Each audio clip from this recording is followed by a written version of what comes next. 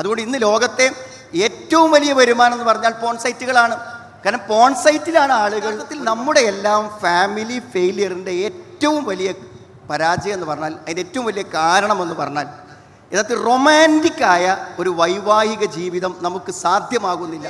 അവരങ്ങോട്ടും ഇങ്ങോട്ടും ശൃംഗരിക്കുന്നതും സഹകരിക്കുന്നതും മടിയിൽ കിടക്കുന്നതും തലോടുന്നതും കിസ് ചെയ്യുന്നതൊക്കെ കണ്ടാൽ നിങ്ങളെന്താ പറയാം, അവർ ഭാര്യ ഭർത്താക്കന്മാരാകാൻ സാധ്യതയല്ല എന്ന് പറയില്ലേ. സാധാരണ നമ്മുടെ ഒരു കൺസെപ്റ്റാണ്. ഭാര്യ ഭർത്താക്കന്മാരാണെങ്കിൽ അങ്ങനെയൊന്നും ഉണ്ടാവില്ല. യഥാർത്ഥത്തിൽ റൊമാൻറ്റിക്കായ ഒരു ലൈഫ് നിങ്ങളുടെ ദാമ്പത്യത്തിൽ ഉണ്ടെങ്കിൽ അതിൻ്റെ ലക്ഷണം ഞാൻ പറയാം. അസ്സലാമു അലൈക്കും വറഹ്മത്തുള്ളാഹി. ബിസ്മില്ലാഹിർ റഹ്മാനിർ റഹീം. അൽഹംദുലില്ലാഹ് ഹംദൻ കസീറൻ ത്വയ്യിബൻ മുബാറകൻ ഫീഹി വസല്ലല്ലാഹു അലാ മുഹമ്മദിൻ വഅലാ ആലിഹി വഅസ്ഹാബിഹി അജ്മഈൻ. അമ്മാ ബഅദ്. പ്രിയമുള്ള സഹോദരങ്ങളെ, വീണ്ടും ഒരു പ്രൊഫൈസിൽ നമ്മളെല്ലാവരും ഒരുമിച്ച് കൂടിയിരിക്കുകയാണ്. നമ്മൾ പ്രൊഫഷണൽസ് ആണെങ്കിലും ഓഫീസേഴ്സ് ആണെങ്കിലും ഒക്കെ നമ്മളിങ്ങനെ വളരെ ഒന്ന് ടൈറ്റായിട്ടാണ് ഇങ്ങനെ ഇരിക്കുക. ഒന്ന് റിലാക്സ് ചെയ്തിരിക്കാൻ കിട്ടിയ ഒരു ദിവസമായിട്ട് നിങ്ങൾ ഈ ദിവസത്തെ കാണണം എന്നാണ് എനിക്ക് ആമുഖമായിട്ട് പറയാറുള്ളത്. കാരണം വളരെ റിലാക്സ് ചെയ്തിരുന്ന് ചർച്ച ചെയ്യേണ്ട ഒരു വിഷയമാണ് നമ്മൾ ചർച്ചയ്ക്ക് എടുത്തിരിക്കുന്നത്. അപ്പോൾ സാധാരണ നമ്മുടെ താഴെയുള്ള കീഴുദ്യോഗസ്ഥന്മാരും ആളുകളൊക്കെ വരുമ്പോൾ നമ്മളൊന്ന് ബലം പിടിച്ചാണ് എപ്പോഴും നമ്മളൊക്കെ ജീവിതത്തിൽ ഇരിക്കുക. ഒന്ന് റിലാക്സ് ചെയ്ത് എല്ലാവരും ഇരുന്നാൽ ഇൻഷാ അല്ലാഹ് നമുക്ക് ഒന്ന് വിശാലമായി ഒന്ന് മനസ്സ് തുറന്ന് ചിന്തിക്കേണ്ട ഒരു സമയമാണിപ്പോൾ. ഒരു മാനസികമായൊരു ഉല്ലാസമില്ലാതെ മനുഷ്യന് ജീവിതത്തിൽ മുന്നോട്ട് പോകാൻ ഒരിക്കലും പറ്റില്ല. ഒരു പക്ഷേ തിരക്ക് പിടിച്ച ജീവിതത്തിൽ നിങ്ങളൊക്കെ അനുഭവിച്ചൊരു കാര്യമായിരിക്കും. എന്താണ് മനസ്സിനൊരു റിലാക്സേഷൻ കിട്ടാൻ, ഒരു എൻ്റർടൈൻമെൻറ്റ് കിട്ടാൻ എന്ത് ചെയ്യും എന്ന് പലപ്പോഴും നമ്മളൊക്കെ ആലോചിക്കുന്നുണ്ടായിരിക്കും. ഈ ഒഴിവ് സമയം നമുക്ക് ഉപയോഗപ്പെടുത്താൻ കഴിയുന്നില്ല എന്നതിലുപരി ഒരു മാനസിക ഉല്ലാസമില്ല എന്നുണ്ടെങ്കിൽ നമ്മൾ നിലവിൽ ചെയ്യുന്ന ജോലികൾ പോലും നമുക്ക് ഏകാഗ്രതയോടുകൂടെയും ഫലപ്രദമായും ചെയ്യാൻ നമുക്ക് കഴിയില്ല. അപ്പോൾ നിങ്ങളുടെയൊക്കെ സഹപ്രവർത്തകന്മാരായ ആളുകളൊക്കെ ചിലപ്പോൾ റിലാക്സേഷന് വേണ്ടി മ്യൂസിക് കേൾക്കുന്ന ആളുകളുണ്ടായിരിക്കും, പോൺ സൈറ്റ് കാണുന്ന ആളുകളുണ്ടായിരിക്കും, ചിലപ്പോൾ എന്തെങ്കിലും അവിഹിതമായ ബന്ധങ്ങളിൽ ഏർപ്പെടുന്ന ആളുകളുണ്ടായിരിക്കും, ചാറ്റ് ചെയ്യുന്ന ആളുകളുണ്ടായിരിക്കും, സിനിമ കാണുന്ന ആളുകളുണ്ടായിരിക്കും. പക്ഷേ ഇത്തരം ആസ്വാദനങ്ങൾക്കൊക്കെ ഉള്ളൊരു പ്രശ്നം അവർക്ക് തന്നെ അറിയാം. കാരണം ശരിയായ ആസ്വാദനങ്ങൾക്ക് പോലും ക്ഷീണവും മടുപ്പുമുള്ളതാണ് ഈ ലോകം. ഈ സ്വർഗത്തെക്കുറിച്ച് പറയുമ്പോൾ സ്വർഗത്തിൽ ഒരിക്കലും മടുപ്പില്ല എന്നുള്ളതാണ്.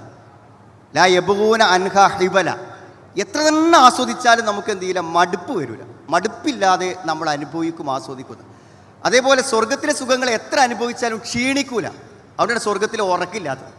സ്വർഗത്തിൽ ഉറക്കില്ല, അത് ക്ഷീണമില്ലാത്തത് കൊണ്ടാണ്, ക്ഷീണമല്ല. അതേപോലെ മടുപ്പില്ല. അങ്ങനെ മടുപ്പില്ലാത്ത ക്ഷീണമില്ലാത്ത ഒരു മാനസിക ഉല്ലാസം ഒരു പക്ഷേ ഇവിടെ സാധ്യമാവില്ല. ഇനി അങ്ങനെ സാധ്യമാകുന്നുണ്ടെങ്കിൽ അത് നമ്മുടെ കുടുംബം മാത്രമാണ്.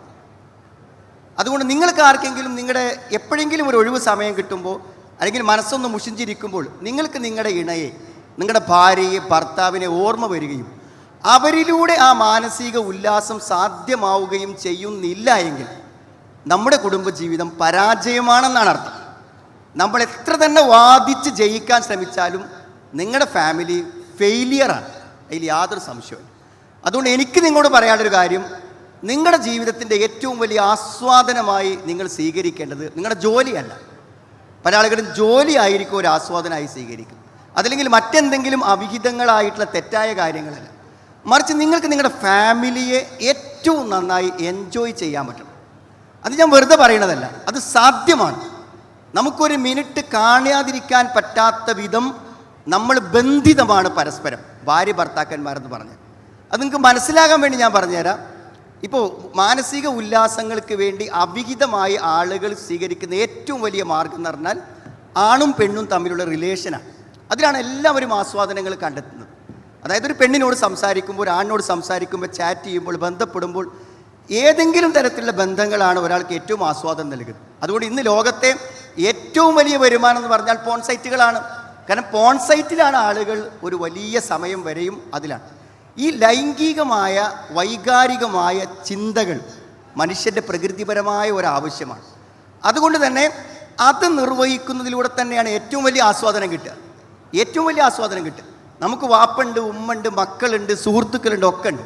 പക്ഷെ അവിടെയൊന്നും നമുക്ക് ലൈംഗികമായ ഒരു താല്പര്യത്തിനോ ബന്ധത്തിനോ അവസരമില്ല. അതുകൊണ്ട് ആ ബന്ധങ്ങൾക്കൊക്കെ പരിമിതികളുണ്ട്. അതൊക്കെ നമ്മുടെ ആവശ്യങ്ങൾക്കനുസരിച്ചും നമ്മുടെ മറ്റ് സാഹചര്യങ്ങൾക്കും അനുസരിച്ചുള്ളതാണ്. പക്ഷേ ഭാര്യ ഭർത്തൃബന്ധം എന്ന് പറഞ്ഞാൽ അങ്ങനെയല്ല. തികച്ചും നമ്മളത് ഉൾക്കൊണ്ട് കഴിഞ്ഞാൽ ഒരു സ്ത്രീയിൽ ഒരു പുരുഷൻ്റെ ശ്രദ്ധ കേന്ദ്രീകരിക്കുമ്പോൾ, ഒരു പുരുഷനിൽ ഒരു സ്ത്രീയുടെ ശ്രദ്ധ കേന്ദ്രീകരിക്കുമ്പോൾ ജീവിതം മുഴുവനും അതായിരിക്കും എന്നുള്ളതാണ്. യഥാർത്ഥത്തിൽ നമ്മുടെ എല്ലാം ഫാമിലി ഫെയിലിയറിൻ്റെ ഏറ്റവും വലിയ പരാജയം എന്ന് പറഞ്ഞാൽ, അതിൻ്റെ ഏറ്റവും വലിയ കാരണമെന്ന് പറഞ്ഞാൽ യഥാർത്ഥത്തിൽ റൊമാൻറ്റിക്കായ ഒരു വൈവാഹിക ജീവിതം നമുക്ക് സാധ്യമാകുന്നില്ല എന്നാണ്. സത്യത്തിൽ അങ്ങനത്തെ ഒരു മാനസികാവസ്ഥയിൽ നമുക്ക് അങ്ങനെ ജീവിക്കാൻ പറ്റുമെങ്കിൽ കുടുംബജീവിതത്തിൻ്റെ 90% പ്രശ്നങ്ങളും അതുകൊണ്ട് അവസാനിക്കും എന്ന് വിശ്വസിക്കുന്ന ആളാണ് ഞാൻ. സത്യത്തിൽ അത് മനസ്സിലാകാൻ വേണ്ടി ഞാൻ പറയാണ്, നിങ്ങൾക്ക് ഒരു അവിഹിത ബന്ധമുള്ള ഒരാളെ പരിചയമുണ്ടോ?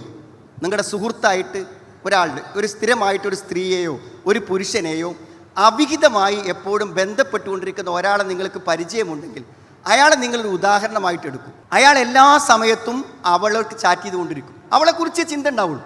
അയാളെ ഫോൺ എപ്പോഴും എൻഗേജ്ഡ് ആയിരിക്കും. അയാൾക്ക് എത്ര മണിക്കൂർ വേണമെങ്കിലും അയാൾ സംസാരിക്കാൻ പറ്റും. അയാൾക്ക് അവളെ കണ്ടുകൊണ്ടിരിക്കണം. അവളുടെ വസ്ത്രത്തെക്കുറിച്ച്, ഭംഗിയെക്കുറിച്ച്, കണ്ണിനെക്കുറിച്ച്, സൗന്ദര്യത്തെക്കുറിച്ച് അയാൾ പറഞ്ഞുകൊണ്ടേയിരിക്കും. അവിഹിത ബന്ധങ്ങളിൽ അത് മാത്രമേ നടക്കുന്നുള്ളൂ. എന്നാൽ നോക്കൂ, നിങ്ങളൊരു ഭാര്യ ഭർത്തൃ ബന്ധത്തിൽ യഥാർത്ഥത്തിൽ അങ്ങനെ നടക്കുന്നുണ്ടോ? ഞാൻ ചിലപ്പോൾ ഉദാഹരണമായി പറയും, നിങ്ങൾ വല്ല പാർക്കിലോ അല്ലെങ്കിൽ റിസോർട്ടിലൊക്കെ ചെന്നാൽ അവിടെ ഒരു വലിയ പ്രായമൊന്നുമില്ലാത്ത ഒരു യുവതിയും യുവാവും പരസ്യമായി വല്ലാതെ അവരങ്ങോട്ടും ഇങ്ങോട്ടും ശൃംഗരിക്കുന്നതും സഹകരിക്കുന്നതും മടിയിൽ കിടക്കുന്നതും തലോടുന്നതും കിസ് ചെയ്യുന്നതൊക്കെ കണ്ടാൽ നിങ്ങളെന്താ പറയാം? അവർ ഭാര്യ ഭർത്താക്കന്മാരാകാൻ സാധ്യതയല്ല എന്ന് പറയില്ലേ? സാധാരണ നമ്മുടെ ഒരു കൺസെപ്റ്റാണ്.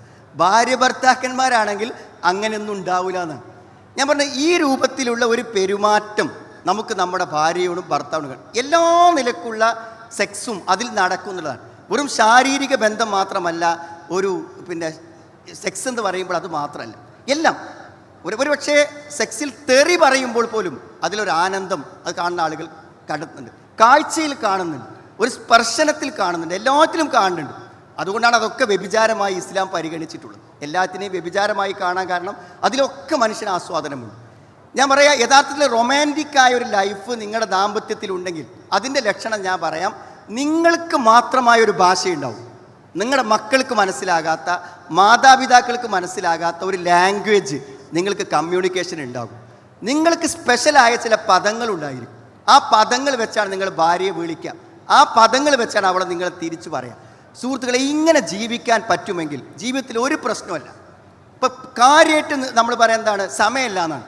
അങ്ങനെ സമയമില്ല എന്നുള്ളൊരു പ്രശ്നമില്ല. കാരണം എല്ലാ സമയത്തും നമ്മൾ പരസ്പരം ബന്ധത്തിലാണ്. നമ്മൾ ജോലിയിലാണെങ്കിലും വീട്ടിലാണെങ്കിലും നമ്മൾ യാത്രയിലാണെങ്കിലും എല്ലാം നമ്മുടെ മനസ്സിൽ നമ്മുടെ വൈഫാണ് നിറഞ്ഞു നിൽക്കുന്നത്, നമ്മുടെ ഭർത്താവാണ് നിറഞ്ഞു നിൽക്കുന്നത്. ഏറ്റവും അധികം നമ്മൾ ഉപയോഗിക്കുന്ന വാട്സപ്പ് വൈഫിൻ്റെ വാട്സപ്പാണ്. ഏറ്റവും അധികം അവൾ ഉപയോഗിക്കുന്ന വാട്സപ്പ് നമ്മുടെ വാട്സപ്പാണ്. ഇങ്ങനത്തെ ഒരു റിലേഷൻ ഉണ്ടെങ്കിൽ അത് എല്ലാത്തിനെയും അതിജീവിക്കും. അത് നിങ്ങൾക്ക് ഉദാഹരണം പറഞ്ഞതിൻ്റെ ആവശ്യമില്ല. നിങ്ങൾ നോക്കൂ, നിങ്ങളുടെ മകൾക്കോ അല്ലെങ്കിൽ നിങ്ങളുടെ മകനോ ഒരു പ്രേമമുണ്ടെങ്കിൽ അവർക്ക് തമ്മിൽ ഒന്നിച്ചു ചേരാൻ എന്തെങ്കിലും തടസ്സമുണ്ടോ? വാപ്പ തടസ്സമാണോ, ഉമ്മ തടസ്സമാണോ, മതം തടസ്സമാണോ? ഒന്നും തടസ്സമല്ല.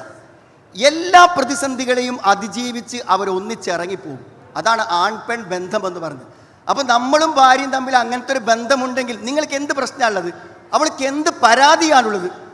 എന്ത് പ്രശ്നവും നമ്മൾ പരിഹരിച്ചിരിക്കും. പക്ഷെ അങ്ങനത്തെ ഒരു റിലേഷൻ വിവാഹം കഴിഞ്ഞ് ഇതുവരെയും രൂപപ്പെട്ടു വന്നിട്ടില്ല എന്നുള്ളതാണ് അടിസ്ഥാനപരമായ പ്രശ്നം. അതിൽ മാത്രം ഒതുങ്ങുന്നതാണ്. അതുകൊണ്ട് എനിക്ക് നിങ്ങളോട് പറയാനുള്ളത്, നമ്മൾ നമ്മുടെ ഭാര്യയെ അല്ലെങ്കിൽ ഭാര്യ ഭർത്താവിനെ റൊമാൻറ്റിക്കായി, അതായത് ജീവിതത്തിൽ ഒരിക്കലും മനസ്സിൽ നിന്ന് വിട്ടു നിൽക്കാത്ത ഒരു ലൈഫ് നമ്മൾ മുന്നോട്ട് കൊണ്ടുപോകണം. ഈ അടുത്ത കാലത്ത് എന്നോട് ഒരു സഹോദരി പറഞ്ഞു, മകൻ്റെയും മകളെയൊക്കെ വിവാഹം കഴിഞ്ഞു, ഞങ്ങൾക്ക് സ്വന്തം വീടുണ്ട്, ഭർത്താവിന് നല്ല ബിസിനസ് ഉണ്ട്, സൗകര്യങ്ങളൊക്കെ ഉണ്ട്.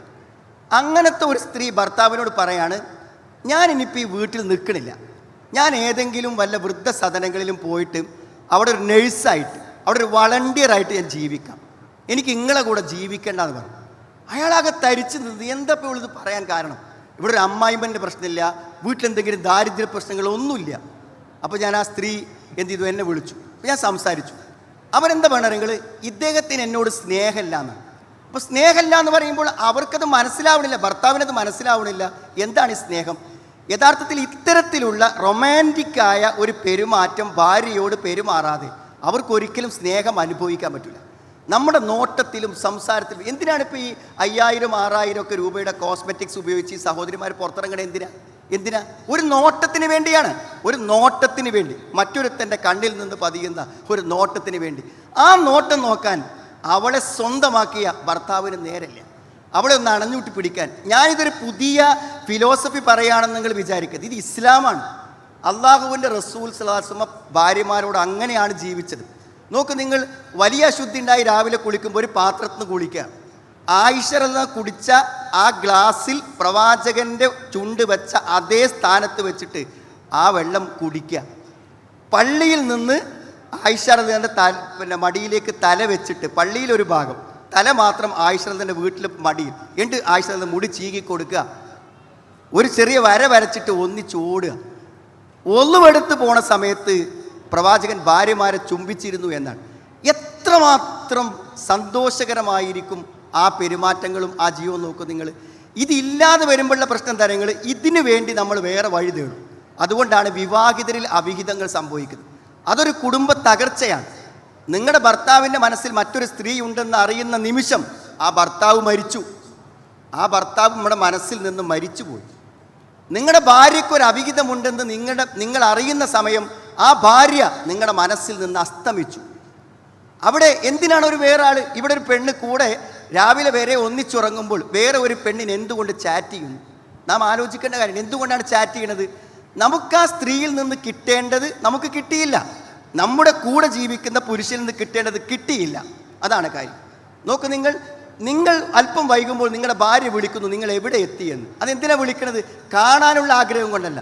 നിങ്ങൾക്ക് എന്തെങ്കിലും അപകടങ്ങൾ പറ്റുമോ, നിങ്ങൾ സമയത്ത് വരുമോ എന്ന് വിചാരിച്ചിട്ടാണ്. എന്നാൽ പരസ്പരമായിട്ടൊരു അഫെയറുള്ള ഒരാൾ അവിടെ കാമുകിനെ വിളിക്കുന്നത് അവൾക്ക് അപകടം പറ്റുമോ വെച്ചില്ല, കാണാനുള്ള ആഗ്രഹം കൊണ്ടാണ്. മനസ്സാഗ്രഹിക്കുകയാണ്. മാറി നിൽക്കാൻ പറ്റാത്തൊരു ജീവിതം. അതുകൊണ്ട് സുഹൃത്തുക്കളെ, ഇവിടെ ആരൊക്കെ വിവാഹിതരായിരിക്കുന്നവർ എൻ്റെ മുന്നിൽ ഇരിക്കുന്നുണ്ടോ അവരോടൊക്കെ എനിക്ക് പറയാനുള്ളത്, നിങ്ങൾ അങ്ങനത്തെ ഒരു റൊമാൻറ്റിക്കായ ഒരു ലൈഫിനെ പറ്റി ഇന്ന് മുതൽ ചിന്തിക്കണം. അങ്ങനെ സംസാരിക്കാനും, വെറുതെ അടുത്ത് കിടക്കുമ്പോൾ ഭാര്യയുടെ മുഖത്തേക്ക് തന്നെ നോക്കി ഒരു 5 മിനിറ്റ് കിടക്കാൻ, ഭർത്താവിൻ്റെ മുഖത്തേക്ക് തന്നെ 5 മിനിറ്റ് കടന്നാൽ ആ നോട്ടത്തിൽ നിന്ന് ലഭിക്കുന്ന സന്ദേശങ്ങൾ ഒരു പക്ഷേ മണിക്കൂറുകളെ കൊണ്ട് നമുക്ക് പറയാൻ പറ്റാത്തതാണ്. അതുകൊണ്ട് തീർച്ചയായും അങ്ങനത്തെ ഒരു ജീവിതത്തിലേക്ക് തിരിച്ചു വന്നാൽ എല്ലാ പ്രശ്നം അവസാനിക്കും. മാത്രമല്ല, നിങ്ങൾ അത്ര ആഹ്ലാദകരമായി ജീവിക്കുമ്പോണ്ടാവുന്ന സുഖം അറിയോ, നിങ്ങളുടെ മക്കൾ വളരെ സന്തോഷവാന്മാരായിരിക്കും. അവർ നന്നായി ബുദ്ധിവികാസങ്ങൾ സംഭവിക്കും. അവർ നന്നായിട്ട് ആസ്വദിക്കും. കാരണം വാപ്പയും ഉമ്മയും അനുഭവിക്കുന്ന ആ സന്തോഷ ജീവിതമുണ്ട്, ആ സൗഹൃദം, അതിൽ ഭയങ്കരമായ ആസ്വാദനങ്ങൾ കുട്ടികൾ കണ്ടെത്തും. എന്നാൽ കരച്ചിലും ദേഷ്യപ്പെടലും വഴക്കുമാണെങ്കിൽ നിങ്ങളുടെ മക്കളുടെ മനസ്സുകൾ തകർന്നു പോകും. അവർ ക്രിമിനലുകളാകും. അവർ ജീവിതത്തിൽ ഒന്നിനും പറ്റാത്തവരാകും.